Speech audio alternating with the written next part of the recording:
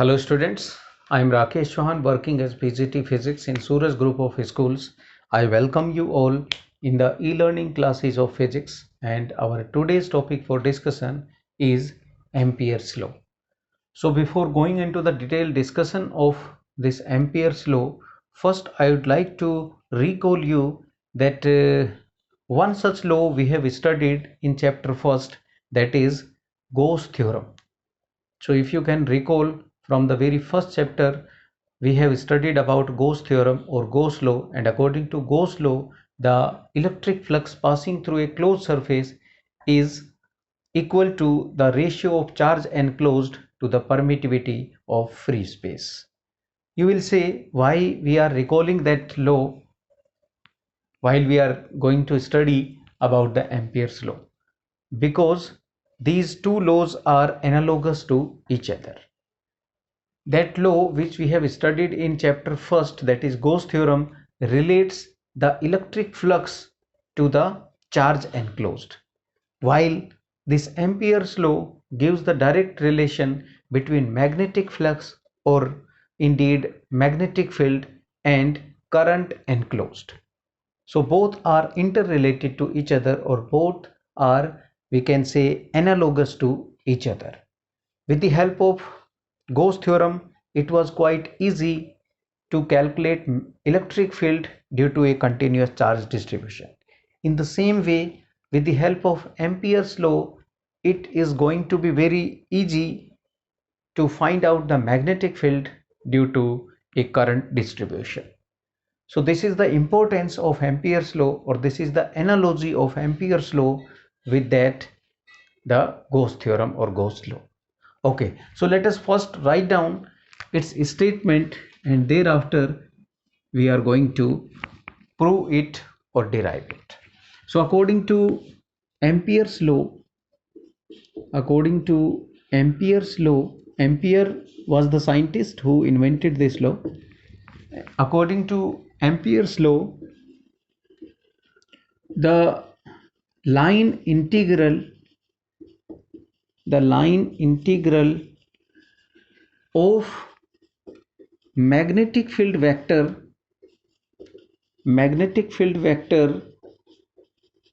over a closed path, which is also known as Amperean path, we will discuss it later. Closed path is equal to mu 0 times the current enclosed by that path. So the line integral of magnetic field is equal to the mu 0 times the current enclosed by Ampere's path.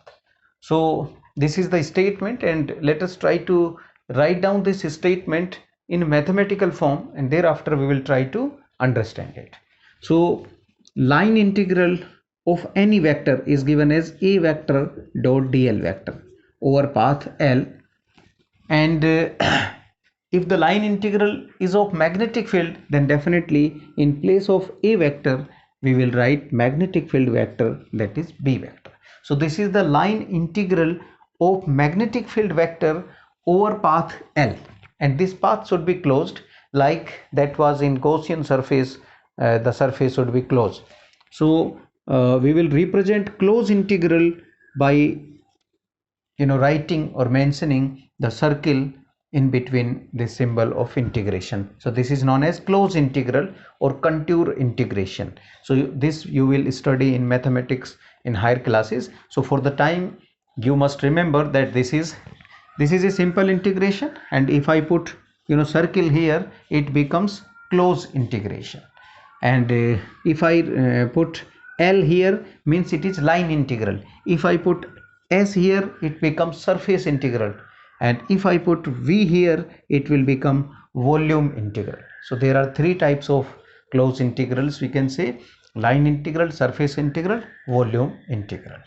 So this is not the topic of discussion here, because this you will study in your higher classes, BSc, MSc.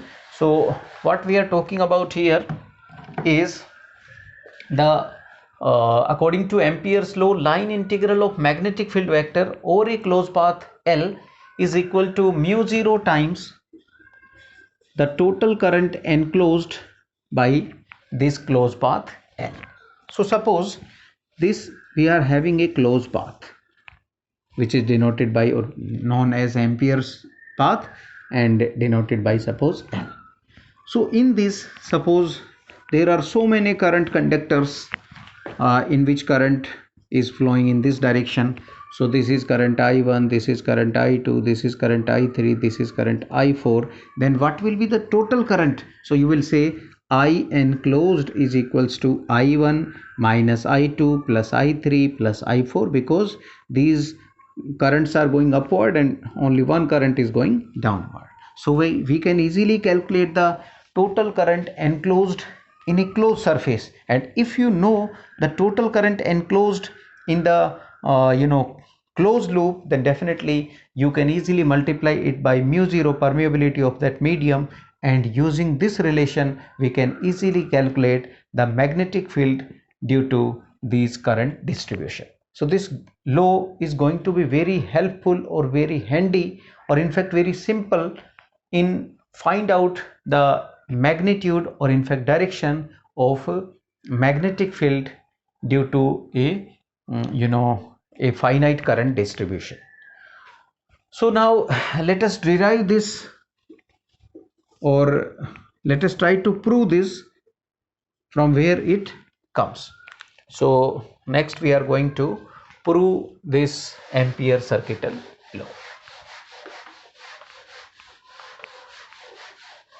So for proving this Ampere circuital law, I am here taking an infinite line, or we can say infinite wire, in which I current is supposed flowing in this direction. Okay, so first I have to take a closed path. So suppose this is the closed path I have taken here. This is the closed path L, and in which only one conductor we have placed, in which the current is flowing from downward to upward direction. Okay, one more thing I would like to show here is the dl vector, because we have to calculate the integration, line integral of magnetic field vector over dl path L.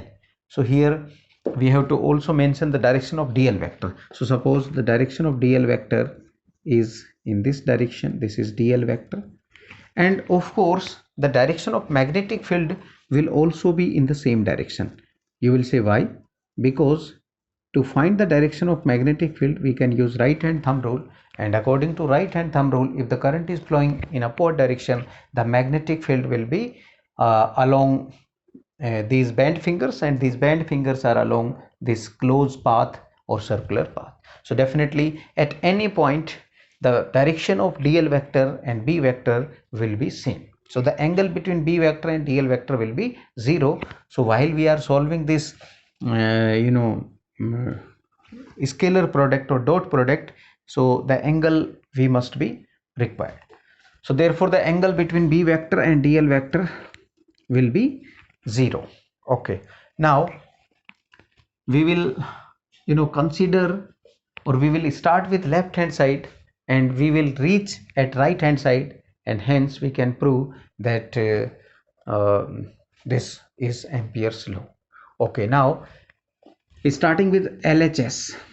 So left hand side of this law is integration b vector dot dl vector over path L.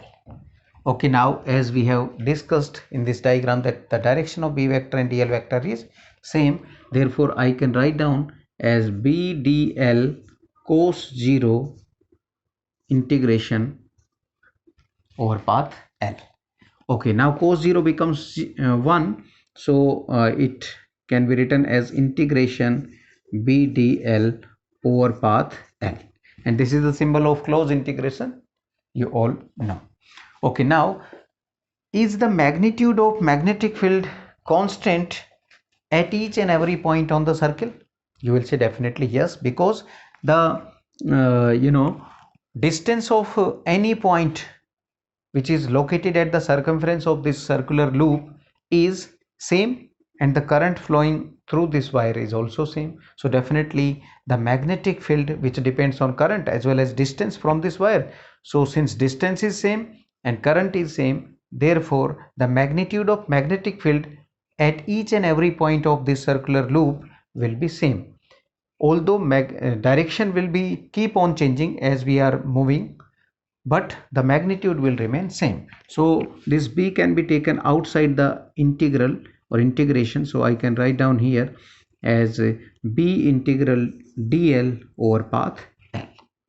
Now what is this?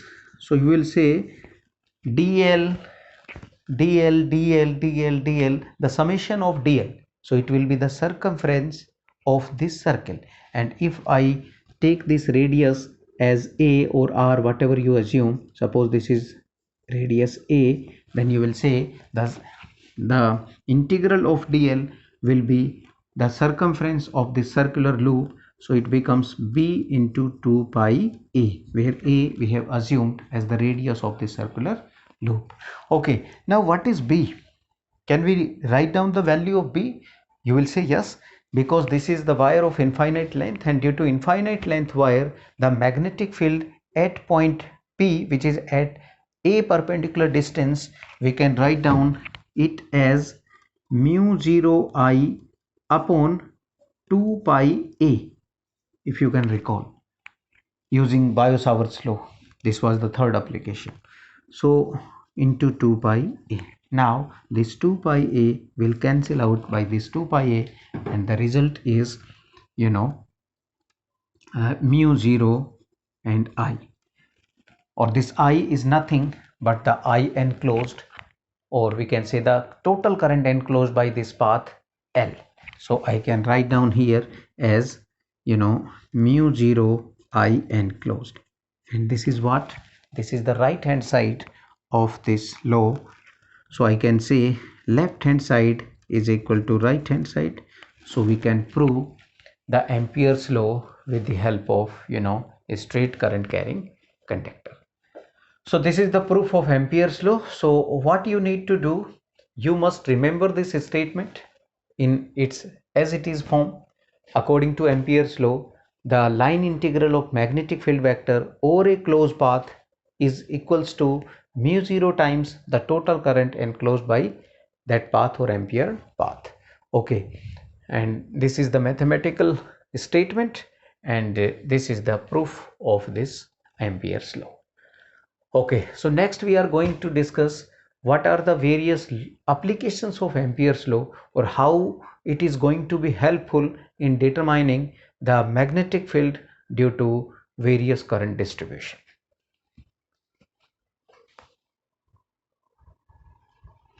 So now we are moving on to the applications of Ampere's law, and the very first application of Ampere's law is to find the magnetic field due to an infinite current carrying conductor. So suppose I have, this is an infinite current carrying conductor which is extended to infinity in both the sides. Okay, I want to derive the formula of magnetic field at a distance, suppose a, with the help of Ampere's law. Although we have derived this formula with the help of Biot-Savart's law, if you can recall, but you will see that how simple is to determine the magnetic field with the help of Ampere's law as compared to Biot-Savart's law. So suppose this is the P point at which we want to derive the formula of magnetic field due to this straight current carrying conductor which carries a current I. So for Ampere's law to be applied, first we have to have the closed path over which we have to integrate the magnetic field vector along this closed path, or which is known as Ampere path. So first we have to construct an Ampere path, and for simplicity we normally take Ampere path as symmetrical to the current distribution. So such type of symmetrical path, for simplicity we can take as this circular path whose radius is a, which depends on the distance of point P from the this wire. Okay, now suppose the magnetic field vector, or in fact we can have the direction of magnetic field at point P. So using right hand thumb rule, the direction will be tangential to this circular loop. So at point this, the tangent will be in this direction. So this will be the direction of magnetic field vector. Okay, now the dl vector, so you can select dl vector as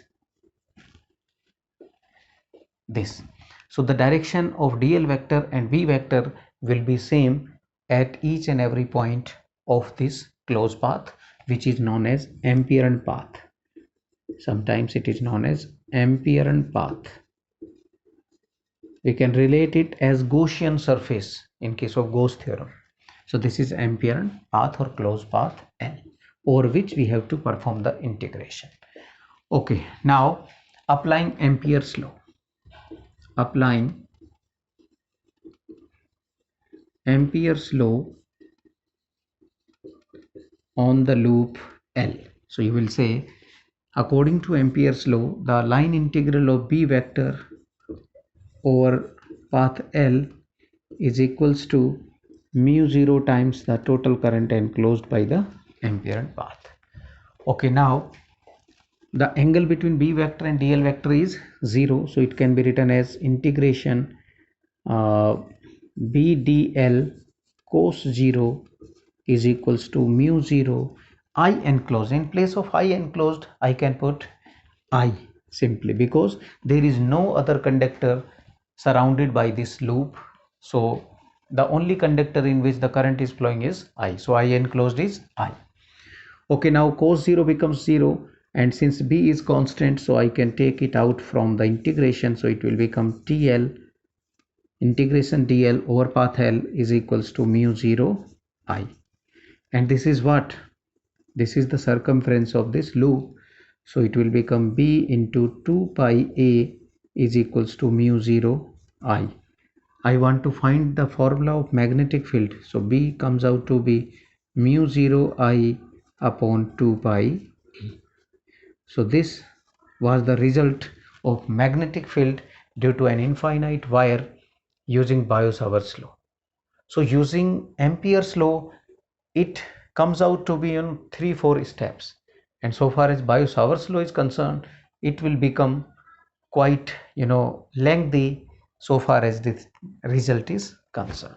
So I hope you can understand the importance of Ampere's law in finding out the magnetic field due to a current distribution. Okay, now we are moving on to the next application of Ampere's law.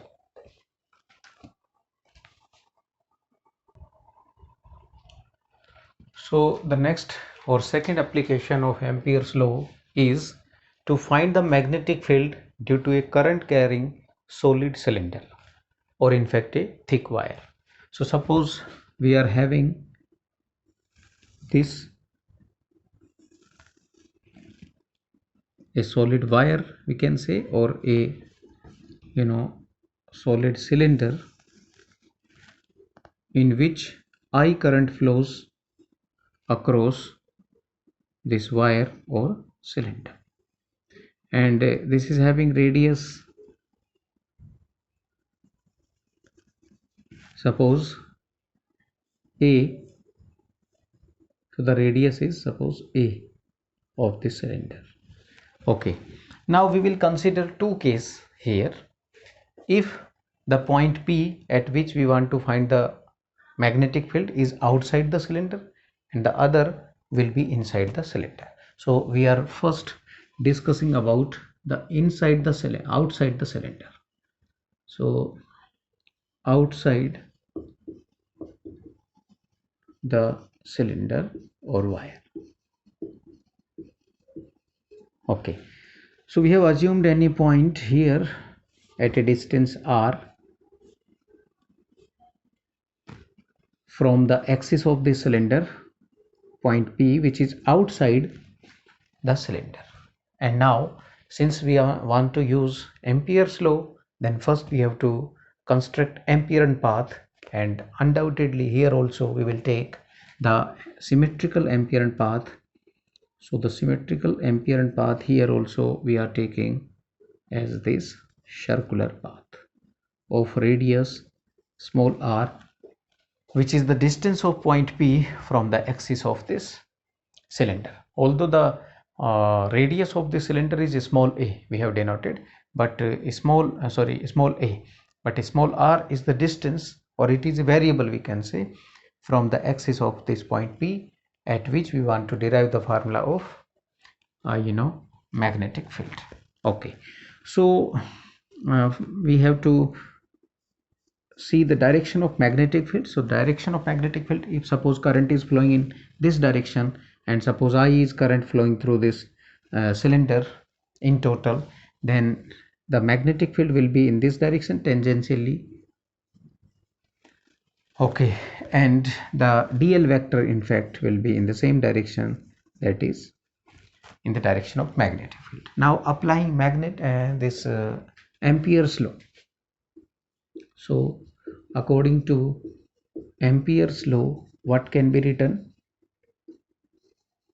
We can write down integration of b vector dot dl vector over path L is equals to mu 0 I enclosed, and the angle between b vector and dl vector is 0, so it can be written as b dl cos 0 over path L is equals to mu 0 into I, because I enclosed is nothing. I enclosed is the current enclosed by this Amperian path, and which is I we have assumed, because the total current flowing through the cylinder is I. Okay, now cos 0 becomes 0 and b is constant, so b will be taken out from this integration, so it will become b integration dl is equals to mu 0 I, and now this dl will become the circumference of this Amperian path, which is denoted by L, and the circumference will be 2 pi r. So b into 2 pi r is equals to mu 0 I, and b becomes mu 0 I upon 2 pi r. So this is the same result as we have obtained from the wire of or a thin wire in fact at a distance r. So this is the same case. So we can say the solid cylinder behave as if it is a wire, or we can say as a thin wire, so far as point P is outside. If this P point is inside the cylinder, then it will be not acting as a thin wire, or we can say the result will be different. So this is the result of magnetic field outside the solid cylinder due to the current flowing through this cylinder. Now we are inching onto the second case, which is inside the cylinder. So here I am writing it as part B, inside the cylinder. Suppose point P is inside the cylinder, then what will be the formula of magnetic field, or will the magnetic field be 0 inside the wire, inside the cylinder? And mind it, this cylinder or this wire is thick wire, we are not talking about the thin wire. Okay, so inside the cylinder, for outside the cylinder we can write down that r is greater than a, where a is the radius of this cylinder, and for inside the cylinder we can write down that this distance r is less than a, because this point P is inside the cylinder. Okay, now I have drawn this cylinder here, and I am on purpose taking the cylinder as thick so that we can easily illustrate the Ampere path and magnetic field dl vector all. So if you will take thin cylinder, there will be difficulty in showing what you want to actually show here inside the cylinder. Okay, so suppose this is the point P, which is inside the cylinder, at which we want to find the magnetic field due to this current carrying cylinder. So it is having a distance r, and which of course less than the radius of the cylinder, which we have assumed as a in the previous case also. Okay, so what we have to do first, we have to construct the Ampere path. An Ampere path will be definitely a circular path of radius r, and the magnetic field will be tangential in this direction, and the dl vector will also be in this direction. Okay, and suppose I current is flowing through this, and the current density we will assume as J. Okay, so I current is flowing through entire volume, and J is the current density, and A is the total area of this cross section area, which is circular. Okay, now once again applying Ampere's law. According to Ampere's law, what can be written? You will say integration B vector dot dl vector over path L is equal to mu 0 I enclosed. Now once again the angle between B vector and dl vector is 0, therefore B dl cos 0 over path L becomes mu 0 I enclosed. Now this B can be taken out from this integration, and this becomes dl is equals to mu 0 I enclosed. Now question comes in our mind that why we are not putting the value of I enclosed as in the previous case I, because this I enclosed is actually not equal to I, because this I current we have assumed that it is flowing through this cross section area A, which is pi A square, and we want the current here, the current enclosed by the Ampere path. So Ampere path is this, and I current, this is L. I current is flowing through this entire cross section, but here I enclosed is the only current flowing through this cross section area, which is pi r square. So definitely we can say that the current enclosed by this path will be somewhat different or less than the current flowing through this entire cross section area or entire cylinder. Then how we can calculate the I enclosed?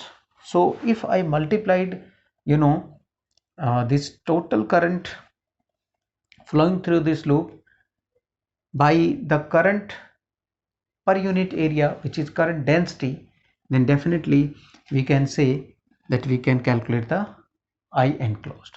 Or if I can if I write here I enclosed as J into the area, what is current density? First let us discuss what is current density. So you will say current density is total current divided by total area, that is pi A square. Okay, so if I multiplied this current density by some area, then this will become the formula of current flowing in that area. What I am trying to make you understand that this pi A square area consists of I current. Unit area will consist of, or will be in unit area, the current flowing will be I upon pi A square, which is current density in fact. So in pi r square area, pi r square area, the current will be, so you will say J into pi r square or I upon pi a square into pi r square. So this is how we will calculate the current enclosed by this ampere path, which is less than the total current flowing through this cylinder. So that is the important part, or that is the different part of this case B. Otherwise it is same. So I can write down here I enclosed as J. This is J into pi r square. J into pi r square. So putting this value, or if I put the value of J here, so J is nothing but total current upon total area. So total current is I and total area of the cylinder is pi a square into pi r square. So it can be written as pi will cancel this pi, so it becomes I r square upon a square. And suppose this is equation second. Now what we are going to do, we will put the value of I enclosed here in this equation first, and thereafter we can easily find out the value of magnetic field. Okay, so I am putting the value of I enclosed and writing this part here, because we have already discussed case first here. So I am removing this. Okay, now from equation first, what can be written? From equation first, this is integration or B integration dl vector dl over path L is equals to, this is mu 0 I enclosed, and I enclosed is I r square upon a square. I r square upon a square, and this becomes 2 pi r is equals to mu 0 I r square upon a square. Now this r will cancel this r square, and B is equals to mu 0 I upon 2 pi a square into r. This is the formula of magnetic field inside a solid cylinder or thick wire. So as you can see from this, that magnetic field is directly proportional to r here. Although if you can recall from the previous case, B, the formula of B was mu 0 I upon 2 pi r, and here magnetic field was inversely proportional to r distance. So outside the cylinder, magnetic field is inversely proportional to the distance from the axis of the cylinder, while inside the cylinder the magnetic field is directly proportional to the distance from the axis of the cylinder. So when we reaches at the axis of that cylinder, this is the axis of this cylinder, then if we are talking about any point on the axis of the cylinder, r becomes 0, and if r becomes 0, then magnetic field will become 0 using this formula. If we put r is equal to 0, then magnetic field will become 0. So at the axis of cylinder, the magnetic field is 0. As we move towards the surface of the cylinder, magnetic field is directly proportional to r, means magnetic field increases, and as we reaches on the surface, the magnetic field becomes maximum, and outside the surface of the cylinder or outside the cylinder, the magnetic field is inversely proportional to r, means the magnetic field will decrease as we moving out of the cylinder. So sometimes the variation of this magnetic field is also been asked. So we are going to draw a graph for variation of magnetic field inside and outside the solid cylinder. So magnetic field variation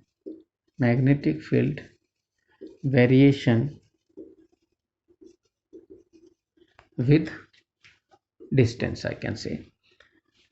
So suppose on y-axis we are taking magnetic field, and on x-axis we are taking as distance from the axis.